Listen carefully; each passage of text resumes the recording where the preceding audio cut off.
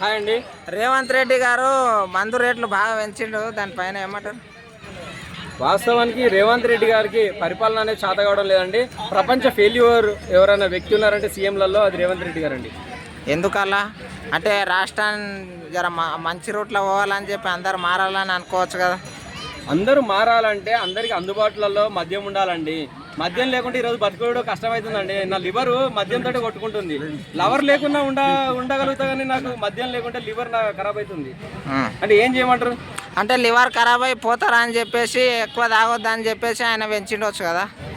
ఇప్పుడు ఆయన పెంచిన విధానం కరెక్టే ఉందండి. ఎవరైనా పెంచితే 10 రూపాయలు పెంచాలి. ఏకంగా 40 రూపాయలు 100 రూపాయలు ఇష్టానుసారంగా పెంచితే అది ఎంతవరకు కరెక్ట్ అండి? అరే పెంచితే ఇప్పుడు ఏంటంటే గవర్నమెంట్కి మంచిదే కదా. ఇప్పుడు దానివల్ల ఎన్నో పథకాలు కూడా తేవచ్చు కదా. ఇప్పుడు గవర్నమెంట్ ఏ విధంగా ఆలోచిస్తుంది మద్యాన్ని? గవర్నమెంట్ నడవాలంటేనే మద్యం నుండి వచ్చిన ఇన్కమ్ తోటే గవర్నమెంట్ నడుస్తుంది. ఇప్పుడు గతంలో మనం చూసినట్టయితే జగన్మోహన్ రెడ్డి గారు కూడా అదే చెప్పారు, పూర్తి మద్యపాన నిషేధం అన్నాడు. చేశారండి? మద్యపాన నిషేధం ఎవ్వరి తరం కాదండి. మద్యాన్ని ఎవ్వరు ఆపలేరు. ఎంత రేటు పెట్టినా ప్రజలు కొంటారనే ఒక ధోరణితోటి ఇలా ప్రభుత్వాలు వ్యవహరిస్తున్నాయి. అంటే ప్రజలు మారుతారు, ఇండ్లల్లో లొల్లిలు పెడతారు, అది ఇది అని అనుకోవచ్చు కదా. ప్రజలు మారారండి. మద్యానికి బానిస చేసిందే ఈ ప్రభుత్వాలు కదండి. మద్యానికి బానిసలు చేసిందే. ఇప్పుడు ఎలక్షన్లు వస్తే క్వార్టర్ ఫ్రీగా ఇస్తున్నారు. ఎందుకు ఇస్తున్నారు? ప్రజల్ని మద్యానికి బానిసలు చేస్తున్నారనే కదా. మరి ఇప్పుడు ఏంటంటే ఎలక్షన్లు వచ్చినప్పుడు ఎందుకు ఈ ప్రభుత్వాలు మద్యాన్ని పంపిణీ చేస్తున్నాయి? అంటే ప్రభుత్వాలు ఏడా చేస్తాయి? ఆ టైంలో ప్రభుత్వం అనేది లేకుంటుంది కదా. అవును, ప్రభుత్వాలు అంటే ఎవరు? అక్కడ ఉన్న స్థానిక ఎమ్మెల్యేలు కానీ ఆ ఎంపీలు కానీ వాళ్ళే కదా. ఎలక్షన్ జరిగేటప్పుడు ఎవరు? ఎమ్మెల్యేలు, ఎంపీలు, మంత్రులు అందరూ కలిస్తేనే ప్రభుత్వం. ఎలక్షన్ జరిగేటప్పుడు అసలు అధికారులే ఉండరండి బాబు, ఓన్లీ గవర్నమెంట్ ఆఫీసర్సే ఉంటారు. వాళ్ళ చెప్పు చేతల్లోనే అన్ని నడుస్తాయి. లేకుంటే మరి మద్యం ఎక్కడి నుండి వస్తుంది ఫ్రీగా? ప్రజలకు ఫ్రీ మద్యం ఎక్కడి నుండి వస్తుంది? అంటే దాని గురించి అయితే మనకు తెలియదు. కాకపోతే ఏంటంటే ఇప్పుడు మద్యం వల్ల చాలామంది యాక్సిడెంట్లు అవుతున్నాయి, ఫ్యామిలీలలో అబడాలు అవుతున్నాయి, మళ్ళీ చక్కగా ఇంటికి పోకుండా మంది ఇళ్ళల్లో జోరుతున్నారు. దానిలో గురించి ఏమంటావు? ఒకటే అండి, ఇప్పుడు లవ్ చేసుకునే వాళ్ళు ఉంటారు, వాళ్ళు మద్యం తాగే ఓయోలోకి పోతారా అండి? లివింగ్ రూమ్స్ పోతుర్రా? మద్యం తాగే పార్కులకు వస్తుర్రా? మద్యం తాగే సినిమాలకు వెళ్తుర్రా?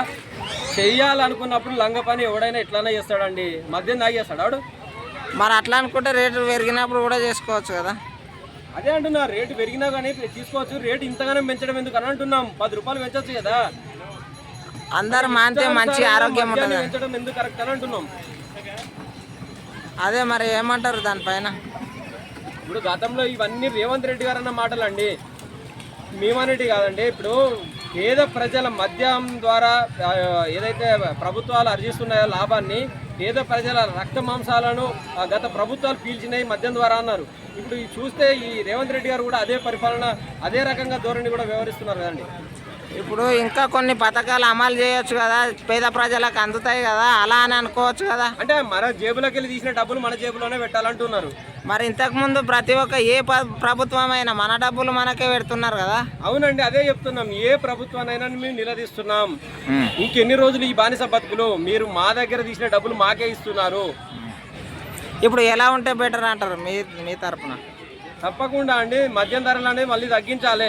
తప్పకుండా మద్యం ధరలు ఒక 10 రూపాయలు పెంచాలి. ఇప్పుడు మద్యం ధరలు ఏదైతే పెంచుతున్నారో లిక్కర్ షాపులకు, లిక్కర్ యజమానులకు అనేక కోట్ల రూపాయలు ఉన్న బడా లిక్కర్ మాఫియా ఉన్న వ్యవస్థలకు ఈరోజు ప్రభుత్వాలు పనిచేస్తున్నాయి. కానీ మరి బీరు రేట్లు, మద్యం రేట్లు పెంచినప్పుడు రైతు పండించే ఇప్పుడు వరికి కానీ, పత్తికి కానీ, ఇంకా ఇతర పంటలకు మరి ఎందుకు డబ్బు అంటే గిట్టుబాటు ధర ఇవ్వడం లేదు?